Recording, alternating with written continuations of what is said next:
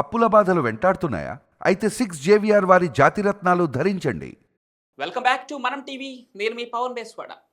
ప్రస్తుతం భారతదేశంతో సహా ప్రపంచవ్యాప్తంగా కోవిడ్ కేసులు మళ్ళీ క్రమక్రమంగా పెరుగుతున్నాయి. కరోనా మరింత వ్యాప్తి జరిగితే మళ్ళీ లాక్డౌన్ తప్పదేమో అన్న అనుమానాలు వ్యక్తమవుతున్న ఈ సమయంలో మరోసారి బాబా వంగ అంచనాల గురించి చర్చ మొదలైంది.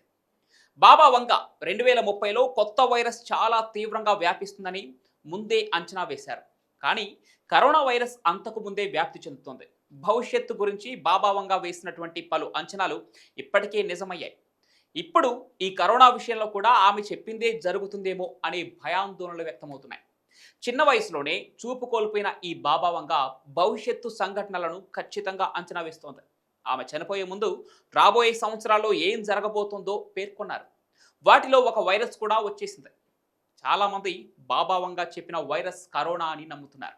అలాగే 1999లో జపనీస్ రచయిత Ryo Tatsuki the future uses I see it అనే పుస్తకం గురించి కూడా చర్చ మొదలైంది. అందులో ఒక తెలియని వైరస్ ఏప్రిల్ 2020లో వస్తుందని, అది మనుషులను చంపి అదృశ్యమై మళ్ళీ 10 సంవత్సరాలకు విజృంభిస్తుందని రాసి ఉంది.